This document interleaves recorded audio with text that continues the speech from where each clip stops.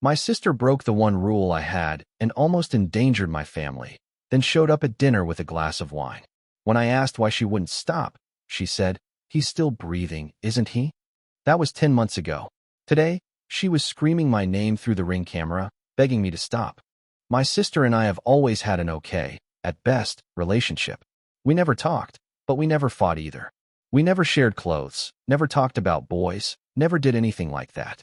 Whenever it was just us two, the air was filled with awkward silence, which neither of us cared enough to break. But that all changed when she turned 21 because the second she took her first sip of beer, everything changed.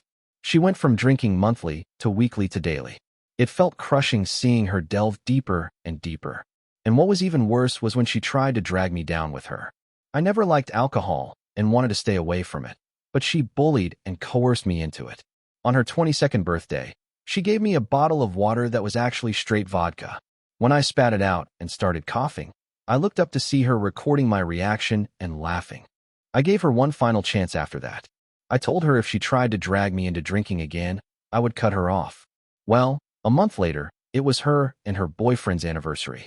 They invited me out with them, and my sister promised not to ask me to drink with her. Of course, she lied.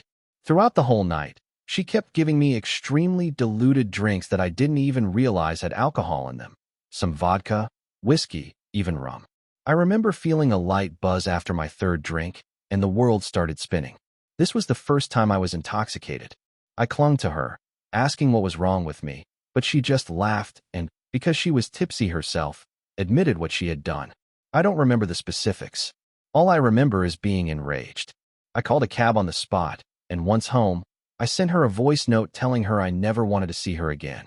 What's even more insane is that she called me a week later, blaming me for ruining her party because everyone looked at her like she was awful after finding out why I left. I didn't even respond. I just hung up. Life went on without her. I soon met the love of my life. We got engaged and got married. My sister wasn't invited and never even attempted to reach out. But then, coincidentally, when I was pregnant, she sent me a message. She said she saw my Facebook post about having a baby with my husband on one of her friends' accounts, and seeing it made her realize nothing is more important than family. She apologized and begged for another chance. I was very reluctant, but eventually agreed. We met up for coffee at a little brunch spot, and even though she was nice and apologetic, she still had 3 glasses of wine, which let me know she was still drinking regularly.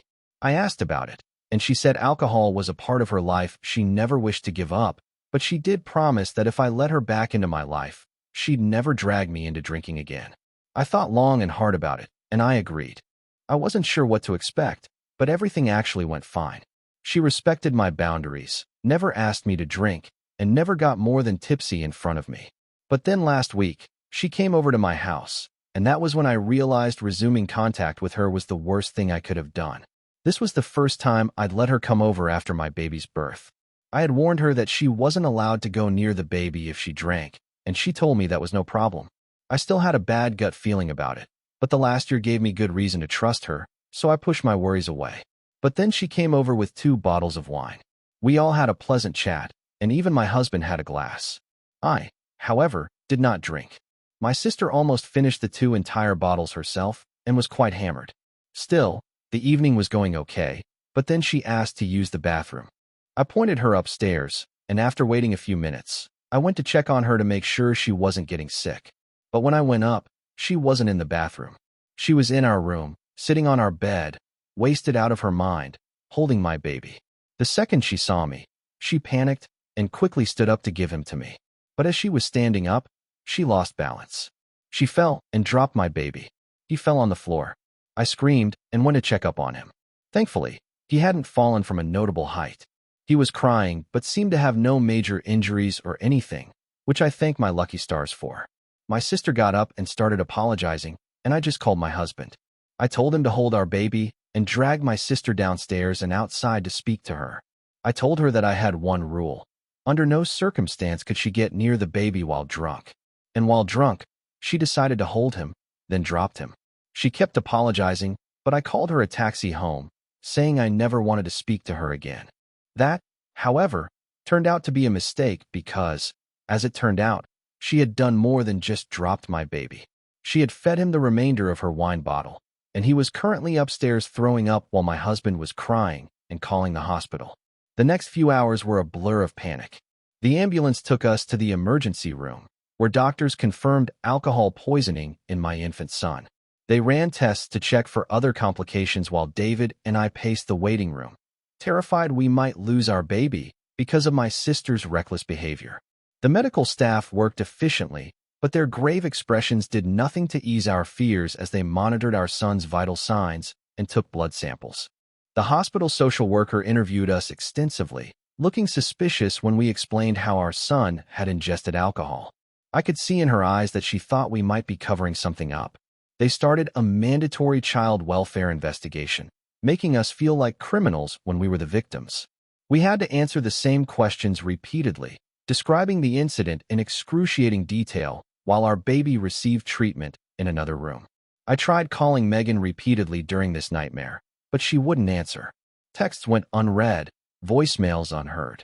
She had simply vanished after the ambulance took us away. David had made her leave our house, but we expected at least a call to check if Jackson was all right. Her complete disappearance only confirmed that deep down, she knew the gravity of what she'd done. After an agonizing night at the hospital, the doctors finally told us Jackson would be okay. There was no permanent damage detected, though they warned us that even small amounts of alcohol could potentially cause developmental issues that might not be immediately apparent. We'd need to monitor him closely and bring him for follow-up appointments. The relief nearly buckled my knees, and David and I clung to each other, sobbing with gratitude that our son had escaped serious harm. When we brought Jackson home the next day, I was filled with equal parts relief and rage. My sister had endangered my child's life and then disappeared without taking any responsibility. That afternoon, while Jackson napped under David's watchful eye, I drove to Megan's apartment, running on adrenaline and no sleep. My knuckles were white on the steering wheel as I rehearsed what I would say, determined to make her understand the consequences of her actions. I pounded on her door until her boyfriend, Thomas, answered, looking hungover and confused. He claimed Megan wasn't there and hadn't come home last night after visiting us. I showed him photos of Jackson in the hospital and explained what happened. The color drained from his face. His shock seemed genuine, suggesting Megan hadn't even told him what had transpired. She's been getting worse, he admitted, drinking more than ever. I've tried to help, but you make excuses for her. I finished his sentence. You're enabling her, and she almost killed my baby yesterday. The words came out sharp and clear, cutting through whatever defense he might have been preparing. He denied this, saying she'd been through tough times that I didn't understand. I lost it then, telling him exactly what I thought of both of them. Before leaving, I made it crystal clear. If either of them came near my family again, I'd have them arrested. His stammered apologies followed me down the hallway, but they meant nothing compared to my baby's safety. Back home, I found David holding Jackson, who was thankfully sleeping peacefully. We agreed immediately. My sister was permanently cut from our lives. We blocked her number, social media accounts, and email addresses. We installed a simple security camera at our front door. We documented everything that had happened for potential legal action if necessary. The decisions came easily. Our son's safety was non-negotiable. For a week, we focused solely on Jackson's recovery, taking turns monitoring him day and night. He seemed to be bouncing back well, showing no lasting effects from the ordeal. We were just starting to breathe easier when my phone exploded with messages from relatives. Megan had posted a tearful, clearly intoxicated video online, claiming I was keeping her from her nephew out of spite. She described herself as a loving aunt who made one tiny mistake and was now being cruelly punished. The video had prompted a flood of family members to contact me, demanding to know why I was being so harsh to my clearly remorseful sister. Some even suggested I was using this incident as an excuse to continue our long-standing feud, as though protecting my child was merely a vindictive act. I couldn't believe it. She had endangered my child's life, disappeared for a week, and then tried to paint herself as the victim. When I attempted to privately message key family members with the truth, I discovered Megan had preemptively told them that I was exaggerating and that Jackson had just accidentally sipped from her glass. Several relatives were now convinced I was overreacting to punish my sister. Their willingness to believe her version of events without even hearing mine was deeply painful. revealing fault lines in our family I hadn't fully appreciated before. Yesterday, we received a formal-looking letter from Megan claiming she'd entered rehab and her therapist recommended family healing as part of her recovery process. She wanted visitation rights with Jackson once she completed the program. David suggested we verify this sudden rehabilitation. So I called the facility she named. It didn't exist. I'm sitting here now, looking at my beautiful baby boy sleeping in his crib, wondering how my own sister could first endanger his life and then lie so blatantly to manipulate her way back into our lives. David wants to get a restraining order, but some family members are already calling us heartless for not giving her another chance. The division among our relatives has added another layer of stress to an already traumatic situation. Am I wrong to permanently cut my sister off after what she did? How do I protect my son from both her and the family members who seem blind to the danger she poses? I never imagined becoming a mother would mean defending my child from my own sister, but here we are. Every parenting book I read prepared me for sleepless nights and feeding challenges. None prepared me for having to shield my infant from someone who should have loved and protected him as family. The next day, I called Jordan, a friend who worked as a detective and had helped us with some minor issues in the past. I needed advice about restraining orders and what evidence we'd need. He came over during his lunch break and reviewed everything we had so far. "Look, I'm going to be straight with you," Jordan said after looking at our documentation. "Getting a restraining order isn't impossible, but judges typically need more than one incident to establish a pattern of behavior." I showed him the fake rehab letter, the social media posts, and played the drunken video Megan had posted. His expression grew more serious with each piece of evidence. "Document everything," he advised. "Every text, every call, every social media post. Set up cameras if you can afford them, and most importantly, don't engage with her directly." After he left, I set up a separate email account just for documenting Megan's harassment. I forwarded all the messages from relatives, screenshots of her social media posts, and wrote a detailed account of what happened with Jackson while it was still fresh in my mind. David installed additional security cameras covering our backyard and driveway. That night, we got our first alert from the front door camera. I checked the footage, expecting a package delivery or something innocent. Instead, I saw Megan stumbling up our walkway at 11:30 p.m., clearly intoxicated, with a bouquet of flowers and a teddy bear. She rang the doorbell repeatedly, then sat on our porch for nearly 20 minutes before leaving the items with a note. David went out to retrieve them when she was gone. The note read, "I'm so sorry for the misunderstanding. Please let me see my nephew. He needs his auntie in his life. Love, Meg." The flowers reeked of cigarette smoke and alcohol, like she'd brought them straight from a bar. I added this incident to our documentation file and threw everything in the trash. The fact that she'd come to our home drunk just proved she hadn't changed at all. The next morning, I called our pediatrician, Dr. Peterson, to warn them that Megan might try to access Jackson's medical records. They added a note to his file requiring additional verification for any information requests. Later that day, I received a call from the pediatrician's office. "Mrs. Mitchell, this is Stacy from Dr. Peterson's office. I wanted to let you know that someone claiming to be your sister called requesting copies of Jackson's records. Following your instructions, we declined to release any information." My blood ran cold. Did she say why she wanted them? She said she was helping you gather documentation for a specialist consultation. When we asked for the authorization form you supposedly signed, she hung up. I thanked Stacy for the call and immediately contacted Jordan again. He said this strengthened our case, but still wasn't quite enough for an emergency restraining order. He suggested we notify Jackson's future daycare about the situation. The following day, David and I visited Little Explorers Daycare, where we planned to enroll Jackson when I returned to work. As we explained our situation to the manager, Karma, her expression shifted from professional politeness to concern. "Actually," she said hesitantly, "someone matching your sister's description was here yesterday asking about enrollment procedures. She said she was thinking of registering her nephew and wanted to tour the facility." The realization that Megan was tracking our movements so closely made me physically ill. We showed Karma a photo of Megan, and she confirmed it was the same person. We immediately decided against using that daycare and began researching home-based nanny options instead. That weekend, my mother called to invite us to Sunday dinner.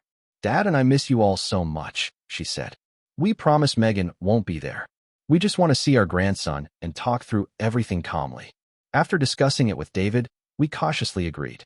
This would be the first time my parents had seen Jackson since the incident. And despite everything, I didn't want to deprive them of a relationship with their grandson if Megan truly wouldn't be present. We arrived at my parents' house around 4 p.m. Mom greeted us with teary hugs, cooing over Jackson, who was awake and alert in his carrier. Dad gave David a firm handshake and kissed my cheek. Everything seemed normal as we settled in the living room, Jackson on a blanket for tummy time while Mom brought out coffee and cookies. Then I heard it, the unmistakable sound of my sister's laugh coming from the kitchen. My whole body tensed. "Who else is here?" I asked, though I already knew the answer. Before Mom could respond, Megan walked in from the kitchen, holding a glass of wine. "Surprise," she said with a smile that didn't reach her eyes. "I thought we could finally talk things out." I didn't say a word. I simply picked up Jackson, grabbed the diaper bag, and walked straight to the door. I heard David behind me saying something to my parents about trust being broken, but I was already strapping Jackson into his car seat, my hands shaking with anger and betrayal. I drove home alone while David stayed behind to confront my parents about their deception. When he returned an hour later, his expression was grim. "They admitted they set up the whole thing," he said, pacing our living room.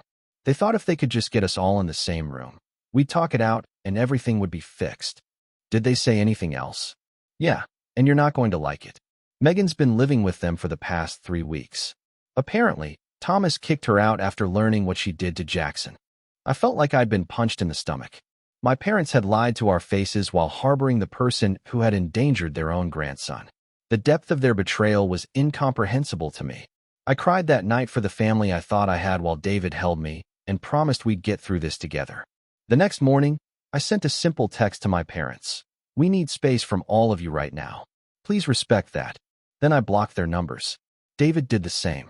We needed time to process this betrayal and figure out our next steps without the constant pressure from my family. For a few days, things were quiet. We settled into a routine with Jackson, who was thriving despite everything. I focused on enjoying my maternity leave with him, trying to put the Megan situation out of my mind as much as possible. David returned to work, though he called to check in more frequently than before. On Thursday, I decided to venture out to the grocery store with Jackson. It was our first trip out together that wasn't a doctor's appointment, and I was feeling confident as a new mom. I put Jackson in his carrier, which I placed securely in the shopping cart, and began making my way through the store. I was in the produce section selecting apples when I felt that unmistakable sensation of being watched. I turned to see Megan at the end of the aisle, pretending to examine a display of oranges while clearly tracking my movements. When our eyes met, she quickly looked away, acting as if she hadn't seen me. My heart raced. This couldn't be a coincidence. This was our local store, far from my parents' house where she was staying. She must have followed me here. I abandoned my half-filled cart and headed straight for the exit, clutching Jackson's carrier tightly. In the parking lot, I scanned for Megan but didn't see her. I quickly secured Jackson in the car and drove home, checking my rearview mirror constantly. Once home, I had a full-blown panic attack, my first ever. I couldn't catch my breath, my heart was racing, and I was convinced Megan was going to appear at any moment. I called David at work, barely able to speak coherently.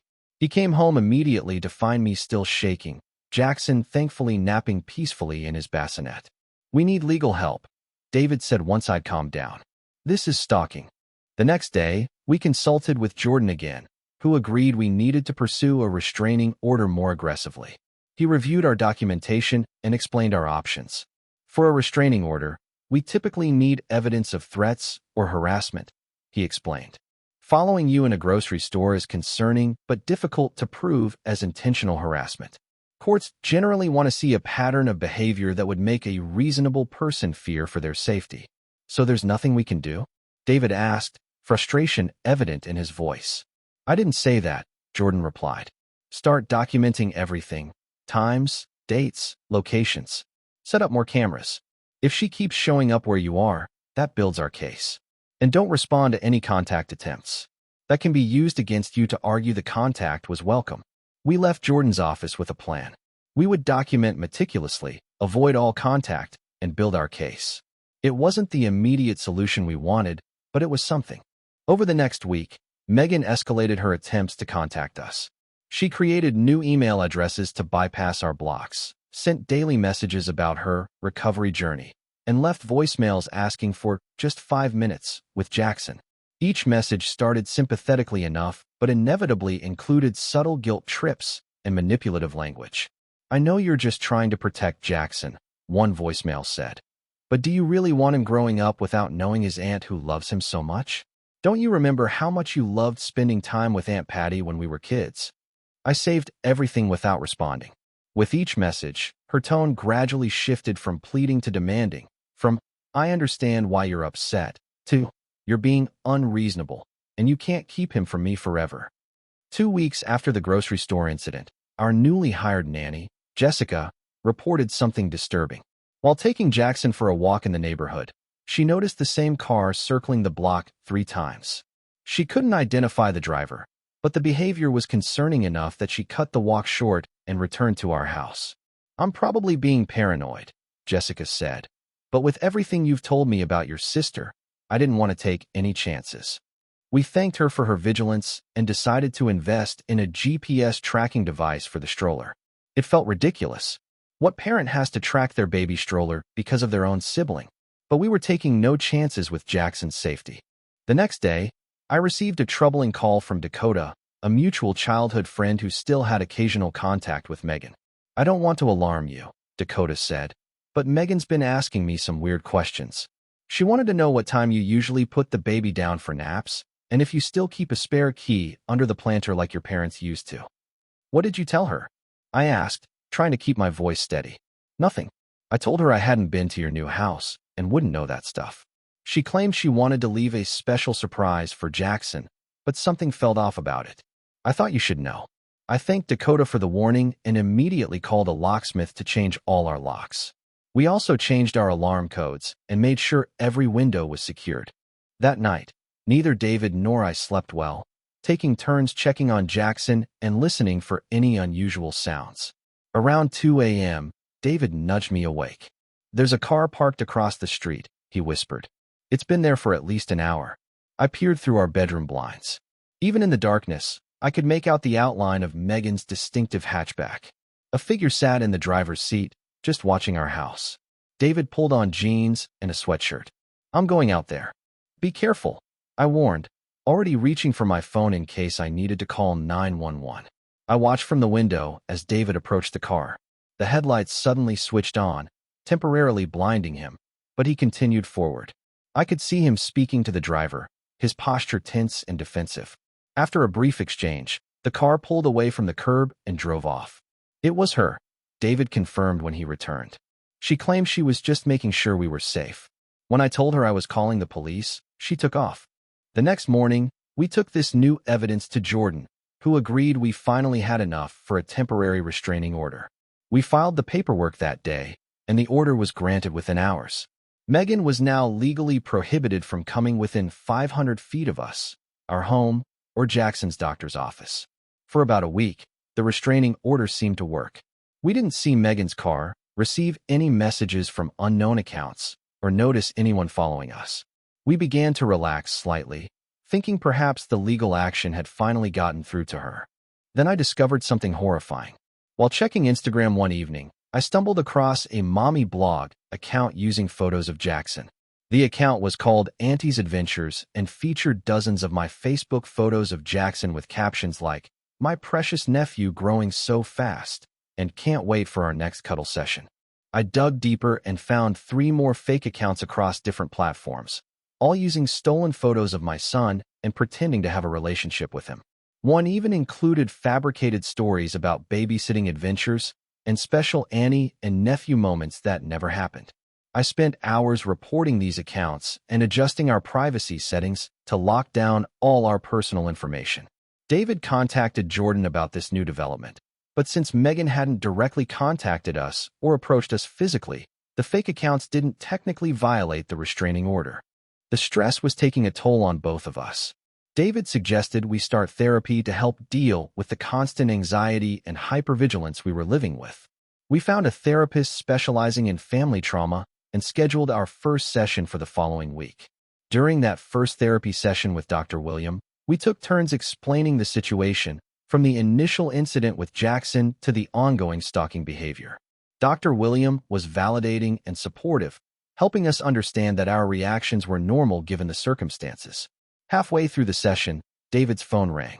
He apologized and moved to silence it, but then saw it was our neighbor calling. He answered, listened for a moment, then his face went pale. "We need to go," he said, already standing. "Someone broke into our house." We rushed home to find 2 police officers in our driveway.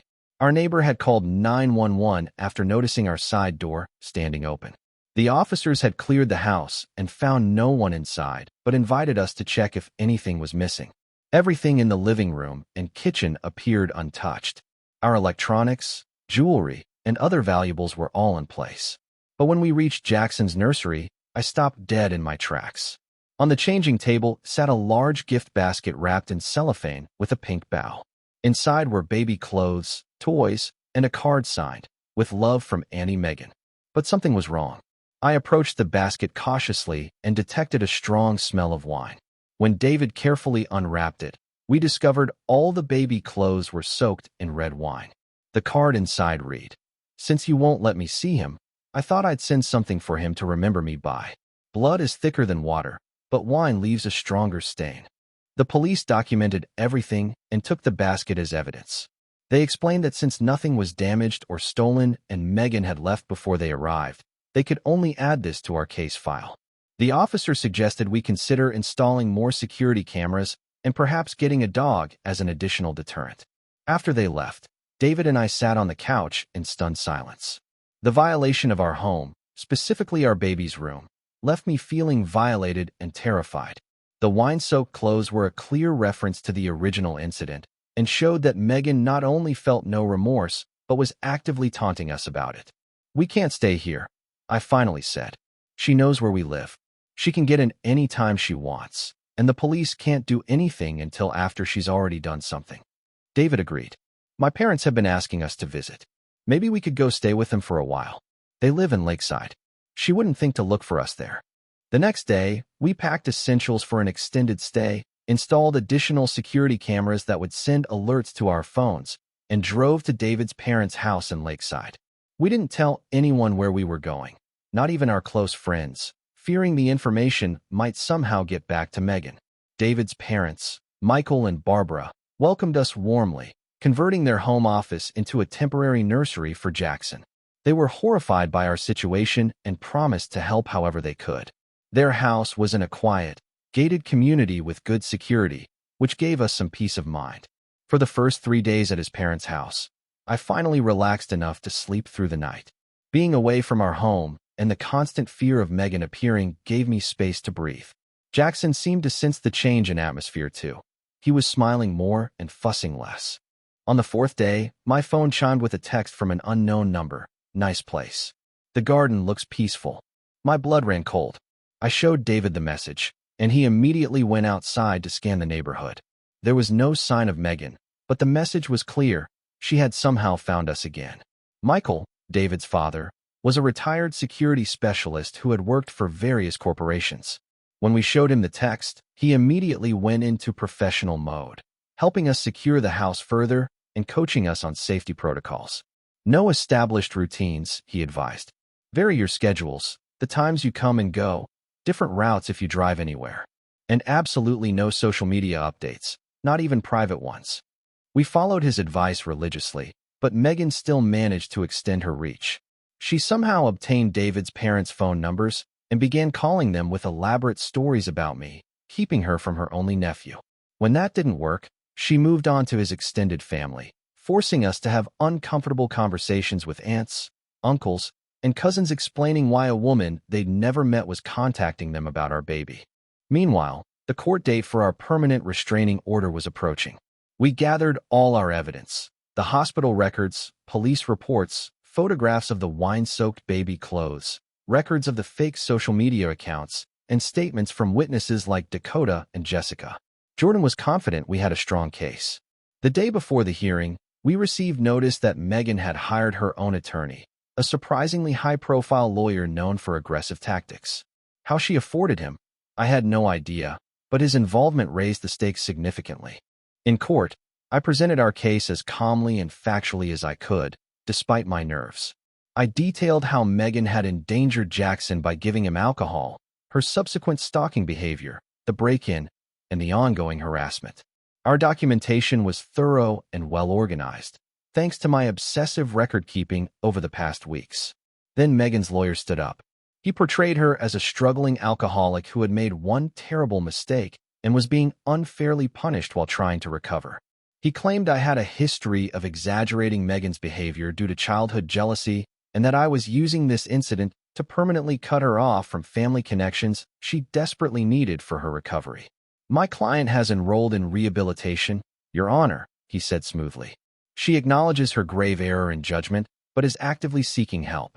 Her lawyer argued that permanently severing family ties through this order would be detrimental to her recovery and denies the possibility of supervised reconciliation in the future. The judge asked several pointed questions of both sides, then announced he would take a 30-day continuance to review all evidence before making a final decision. In the meantime, the temporary restraining order would remain in effect. We left the courthouse feeling deflated. We'd hoped for immediate resolution, but now faced another month of uncertainty. As we walked to our car, I spotted my mother standing near the courthouse steps. She approached cautiously, looking thinner and more tired than I remembered. "Can we talk?" she asked. "Just for a minute." David squeezed my hand, but stepped away to give us privacy. I crossed my arms defensively, not ready to forgive her betrayal. "Megan told us she's having suicidal thoughts," my mother said without preamble. "She says being cut off from family is killing her. Can't you drop this restraining order and let us work together as a family to help her?" I couldn't believe what I was hearing. "Mom, she gave alcohol to my infant son. She broke into our house. She's stalking us.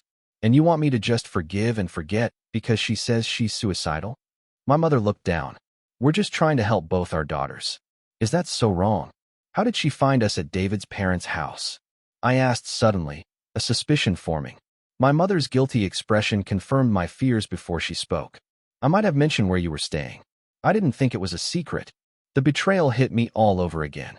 My own mother had compromised our safety, all while trying to guilt me into dropping protections for my child. I took a deep breath, fighting back tears. "We're done here," I said quietly. "Don't contact us again until you decide which daughter's well-being you actually care about." I walked away, joining David at the car. As we drove back to his parents' house, I explained what had happened. We decided it was time to cut contact with my parents as well, at least temporarily. They had proven they couldn't be trusted with even basic information about our whereabouts.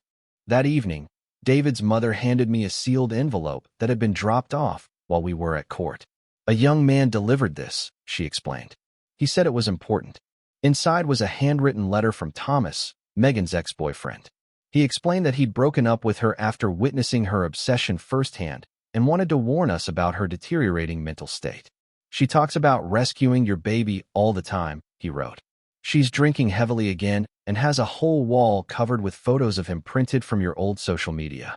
I'm truly scared for what she might do and thought you should know." We immediately provided this information to Jordan and the police, who finally began taking our concerns more seriously. Jordan filed an addendum to our restraining order request, including Thomas's letter as new evidence. The night before our rescheduled court date, the security system at David's parents' house triggered an alert. The cameras captured Megan attempting to enter the backyard by scaling the fence. The alarm had activated automatically, sending her running before she could get fully over the fence. The footage clearly showed her face, giving us fresh, undeniable evidence of her violating the temporary order. In court the next morning, the judge reviewed both the original evidence and the new developments. This time, Megan appeared surprisingly composed. She wore a conservative dress, minimal makeup, and kept her eyes downcast in an appearance of contrition. Her attorney presented a new narrative. Megan had recognized her problems and was actively seeking treatment for alcohol addiction. He submitted paperwork from a treatment facility as evidence of her commitment to change. When given my chance to speak, I delivered an emotional but fact-based account of everything that had happened. I explained that while I wished my sister well in any genuine recovery effort, her repeated violations of boundaries and the escalating nature of her behavior made me fear for my family's safety. "Your Honor," I said, my voice catching despite my best efforts. I wake up every night checking that my baby is still breathing in his crib. I can't go to the grocery store without looking over my shoulder. My sister gave alcohol to my infant, broke into our home, and has now followed us to a different city. This isn't about punishment. It's about protection. The judge considered all the evidence, particularly the recent security footage showing Megan's attempt to enter David's parents' property. He granted the permanent restraining order immediately, ordering Megan to stay at least 1,000 feet away from me, David, Jackson, and any residence or workplace associated with us for a period of 3 years. We felt momentary relief as we left the courthouse, but it was short-lived. Within hours, Megan violated the order by sending an email from a new address. No piece of paper will keep me from what's mine. Blood doesn't smudge away with a judge's signature. We forwarded it immediately to the police and Jordan, who advised us that this violation could result in her arrest. Officers went to Megan's last known address to serve the restraining order and potentially arrest her for the immediate violation, but discovered she had vacated her apartment days earlier. What they found there was disturbing. According to the officer who called us, her apartment was filled with empty liquor bottles and a wall covered with printed photos of Jackson, some taken from social media, others clearly photographed through windows or from a distance. There were also maps with our routines noted, including Jackson's usual nap times and when David typically left for work. An alert was issued for Megan's apprehension, which only intensified our fear. Not knowing where she was or when she might appear next meant we couldn't let our guard down for a moment. We decided to remain at David's parents' house rather than return home, feeling at least somewhat safer with the gated community and additional security measures. 3 tense days passed with no sign of Megan. We began to hope that perhaps she'd left the area entirely, seeking a fresh start somewhere else. David even ventured back to our house briefly to collect more of our belongings, reporting that everything seemed untouched since we'd left. On the 4th day, Jessica took Jackson to the community park within the gated neighborhood. David's mother went along, giving me my first hour alone in weeks. I used the time to shower and actually blow dry my hair, small acts of self-care that had become luxuries in our constant state of vigilance. My phone rang just as I was finishing. It was Jessica, her voice tight with controlled panic. "I think I just saw your sister," she said quietly. "There's a woman who's been following us around the park for the last 20 minutes. She's keeping her distance, but I recognize her from the photos you showed me." My heart raced. "Where are you now?" "Near the playground. Your mother-in-law is with Jackson on the swings. I stepped away to call you." "Stay with them," I instructed. "David will be there in 2 minutes. I'm calling the police." I hung up and immediately called David, who was working in his father's home office. He ran out the door without even ending the call. Then I dialed 911, explaining the situation and the active restraining order. They promised to dispatch officers immediately.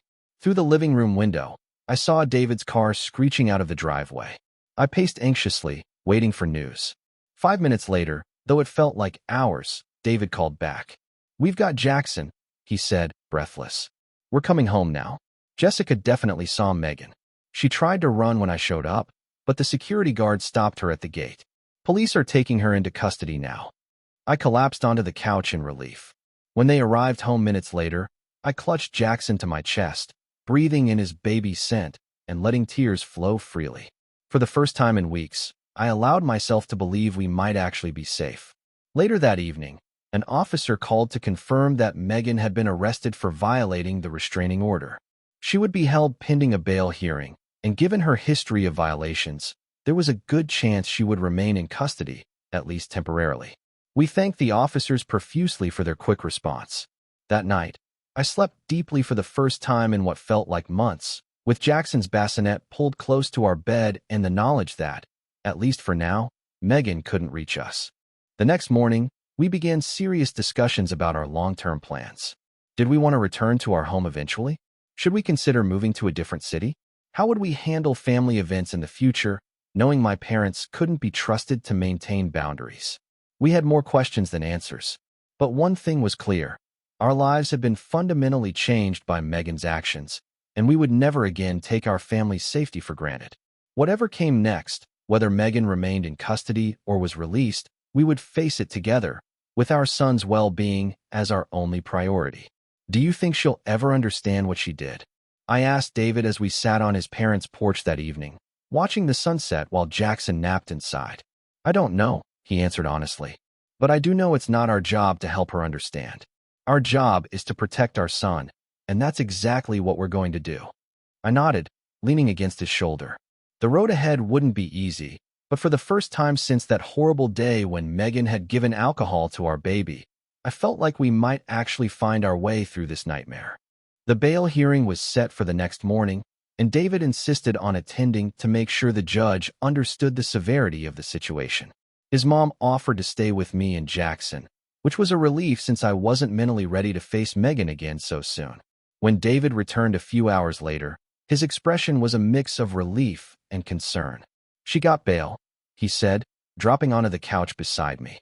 But there are conditions. She has to wear an ankle monitor to track her movements, submit to weekly drug and alcohol testing, and stay at least 1,000 feet from us at all times. How did she seem? I asked, bouncing Jackson gently on my knee. Oddly calm. Her lawyer did most of the talking. She just sat there staring straight ahead. The only time she showed any emotion was when they mentioned the alcohol monitoring. She actually argued with her lawyer about it. That didn't surprise me. Even with everything at stake, alcohol was still her priority. We decided to remain at David's parents' house a while longer, not quite trusting the monitoring system to keep us safe. Jackson seemed happy enough with the arrangement, thriving under the additional attention from his grandparents. 2 weeks later, we received a call from Jordan. He'd been keeping tabs on Megan's case and had news. They did a full substance abuse evaluation as part of her bail conditions, he explained. The assessment revealed more than just alcoholism. The psychologist found concerning personality disorder traits that might explain her fixation on your son. What does that mean for us? I asked. The court has ordered her to undergo dual treatment, both for alcohol addiction and for her mental health issues. It's actually a good thing. She'll get more comprehensive monitoring than just for the drinking. I felt a strange mix of emotions at this news. On one hand, it was validating to hear professionals confirm what we'd suspected, that Megan's issues went deeper than just alcohol. On the other hand, a diagnosis didn't undo the trauma she'd caused or guarantee she'd actually improve. About a month into Megan's court-mandated treatment, we received a formal letter from her therapist. They were requesting a supervised family session as part of her treatment plan. The letter emphasized that our participation was entirely voluntary and would only occur in a controlled therapeutic environment. David and I discussed it with our own therapist, Dr. William, whom we'd continued seeing through video sessions. I'd advise against it at this early stage, he said. Megan needs to show sustained progress in her individual therapy before family involvement would be beneficial. And even then, I'd recommend starting with just you two adults, not including Jackson. We sent a polite but firm response declining the invitation, explaining that we weren't ready for direct contact. To our surprise, the therapist responded with understanding, saying they would continue working with Megan individually and might reach out again in the future if appropriate. Around this time, my parents made another attempt at reconciliation. My father called David's cell phone, knowing I probably wouldn't answer if they tried me directly. Please, just listen, Dad said when David reluctantly put him on speaker. Your mother and I have been doing a lot of thinking. We spoke with Megan's doctors, too. We understand now that we've been enabling her behavior for years, making excuses instead of holding her accountable. That's great, but it's a little late, I replied, not bothering to hide the bitterness in my voice. We know, Mom chimed in, apparently also on the call. We failed both our daughters. We failed you by not protecting you from her behavior, and we failed her by not getting her help sooner. But she is truly changing this time. The doctors say her progress is remarkable. I sighed, exhausted by the cycle of hope and disappointment. Even if that's true, protecting Jackson comes before anyone's feelings, including yours, including hers, and including mine. There was silence on the other end, then my father's voice, softer now. We understand that. For the first time, I think we really do. I didn't make any promises, but I did agree to let them continue receiving updates about Jackson through email and photos. It was a small concession that cost me nothing, but might help rebuild some kind of relationship eventually. Still, I made it clear that any information shared with Megan would result in immediate cutting of communication again. 6 months passed with relative calm. According to reports from her treatment facility, Megan was complying with all requirements. She attended therapy sessions, maintained sobriety verified by testing, and hadn't violated the restraining order or monitoring conditions. We gradually settled into a new normal, eventually returning to our own home after installing a comprehensive security system that would make a bank vault jealous. Then a formally worded letter arrived, delivered through her therapist as allowed by the court. In it, Megan acknowledged her actions without excuses or manipulation. She expressed remorse for endangering Jackson and for the subsequent stalking behavior. She didn't ask for forgiveness or access to Jackson, just acknowledged the harm she had caused and her commitment to recovery. I read it several times, analyzing every word for hidden manipulation or guilt trips. Finding none, I showed it to David. "What do you think?" he asked. "I don't know," I admitted. "It seems genuine, but we've been fooled before. I'm not ready to respond, but I won't throw it away either." We decided to acknowledge receipt of the letter through her therapist, but maintained our position that direct contact wasn't currently on the table. The therapist continued sending occasional updates, all indicating significant improvements in both Megan's sobriety and understanding of boundaries. I remained cautious, insisting on concrete evidence of change over an extended period before considering any kind of reconciliation. We agreed to receive updates, but refused direct contact until she demonstrated at least 1 year of stability. It was a hard line, but one David fully supported. Some family members called us stubborn, but they hadn't lived through what we had. 14 months after Megan's arrest, her therapist reached out again, proposing a carefully controlled meeting in their office. The idea sent me into an anxiety spiral. Despite all evidence of Megan's progress, the thought of facing her brought back all the fear and trauma. David suggested a compromise. What about a video session first? That way, we could disconnect immediately if things went south. It seemed like a reasonable middle ground. We scheduled the session for the following week, with her therapist moderating and our therapist, Dr. William, joining to support us. When Megan's face appeared on the screen, I was struck by how different she looked. Her complexion was clearer, her eyes brighter and more focused. The slightly bloated appearance that comes with heavy drinking was gone. She seemed genuinely transformed. "Thank you for agreeing to this," she began.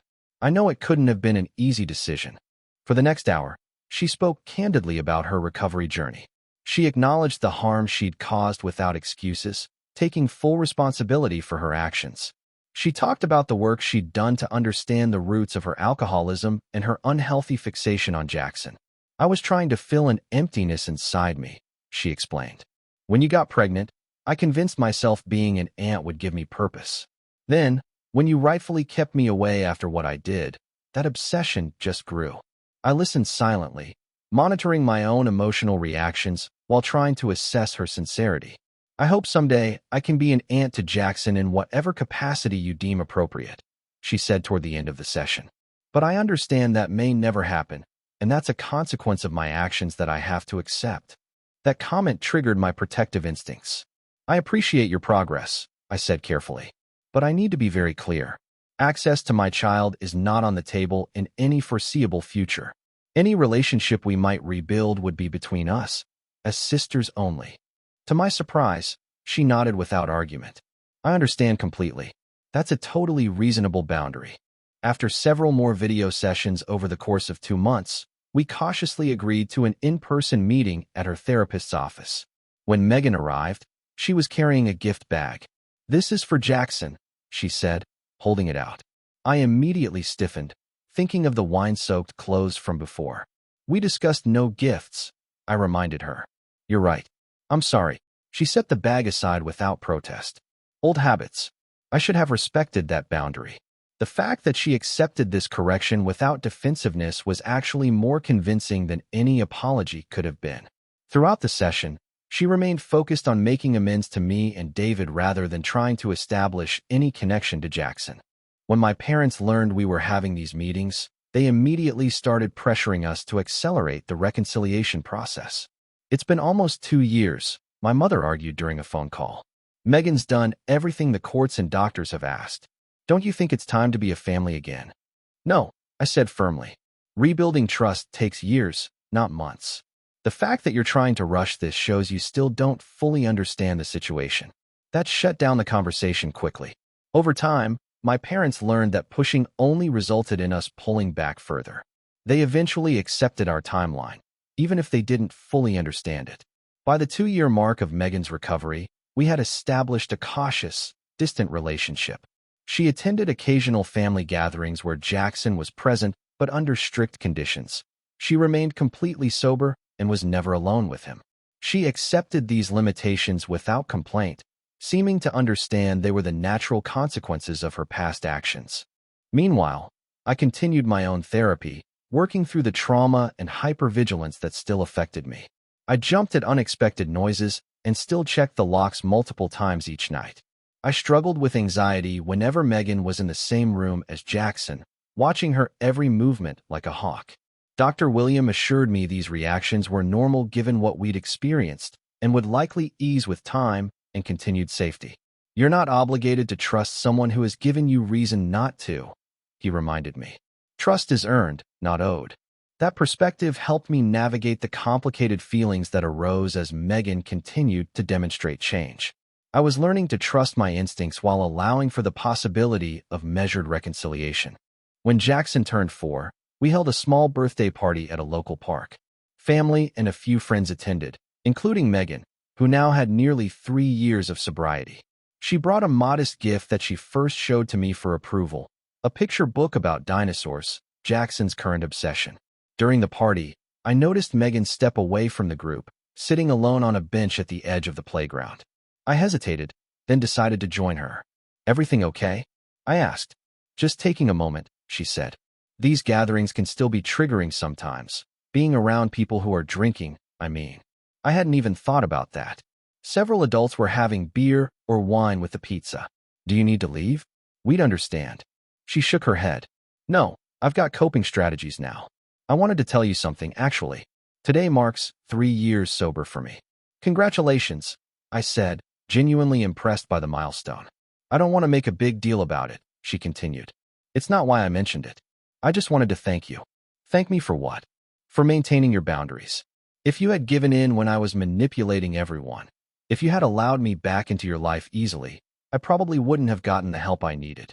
Your refusal to accept my behavior forced me to actually confront my issues." I didn't know what to say to that. After a moment, I simply nodded and said, "I'm glad you're doing better." As I walked back to the party, I realized we had found a new equilibrium. Not the close sisterhood I might have dreamed of as a child, but a carefully managed relationship built on hard-earned respect. Jackson's safety and well-being remained a non-negotiable priority, but there was room now for cautious interaction. Last week, Megan celebrated 4 years of sobriety. She moved to a neighboring town for a job in addiction counseling, using her experience to help others. She maintains appropriate boundaries, always checking before sending gifts for Jackson's birthdays and holidays. She never asks for unsupervised time with him and respects our parenting decisions without question. Sometimes I catch myself watching her interact with Jackson during family gatherings. Him showing her his latest Lego creation, her responding with appropriate interest. In those moments, I feel a complex mix of emotions. Lingering weariness, sadness for what might have been in a different reality, but also a measured appreciation for the work she's done to change. Jackson knows a simplified version of our history. We explained that Annie Megan was very sick when he was a baby and made some bad choices that meant she couldn't see him for a long time. He accepts this with the straightforward logic of children, neither particularly attached to her nor afraid of her. As for me, I've come to accept that some wounds never fully heal. I doubt I'll ever completely relax when Megan is around Jackson. I'll probably always have that instinctive urge to move closer when she interacts with him. But the acute fear has subsided, replaced by a vigilant caution that feels manageable. David and I recently discussed having another child.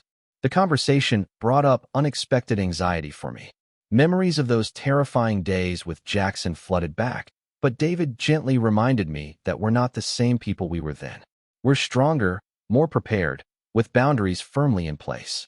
"We can't let fear of what happened in the past stop us from building our future," he said, holding my hand across the kitchen table. He's right, of course. The best revenge against trauma is to not let it control your life forever. We're moving forward, cautiously but deliberately, holding our boundaries firm while allowing for the possibility of growth and change. I still have the letter Megan sent from treatment all those years ago. I keep it as a reminder of how far we've all come, but also as evidence should we ever need it again. Trust, once broken, is never quite the same. But life continues, and families evolve. Ours certainly looks different than I ever imagined, shaped by crisis and painful reckonings, but ultimately stronger for having weathered the storm. Sometimes people ask if I've forgiven my sister. That's a complicated question without a simple answer. I've accepted the reality of our relationship as it exists now. I've acknowledged her work toward change, but forgiveness implies forgetting. And as a mother, I can never forget. Instead, I found something more practical and sustainable, a cautious peace built on clear expectations and demonstrated behavior rather than promises or obligations. That's the thing about real life. It rarely wraps up with neat bows and perfect resolutions. Sometimes the best ending isn't reconciliation, but a clearer understanding of necessary boundaries. Sometimes heroism looks like simply protecting your child, day after day, from whatever threats may come, even when those threats come from people who should have loved them. If there's one thing I've learned through all this, it's to trust my instincts as a mother. I knew my sister had problems, but I allowed social pressure and family expectations to override my better judgment. Never again. My son's safety will always come first, regardless of who might be offended by the boundaries we set. For those facing similar situations with family members who endanger your children, my advice is simple. You don't owe anyone access to your child. Not parents, not siblings, not anyone. A relationship with your child is a privilege, not a right. And those who violate your trust with something as precious as your child's safety forfeit that privilege, potentially forever. As for my sister, I hope her recovery continues. I hope she finds fulfillment in her work helping others overcome addiction. I hope the growth she's shown is genuine and lasting. But my priority remains unchanged: protecting my family, maintaining appropriate boundaries, and creating a safe, stable environment for my son to grow up in. That's not a fairy tale ending, but it's a real one. And in the messy, complicated world of family dynamics and addiction, reality is all we have to work with.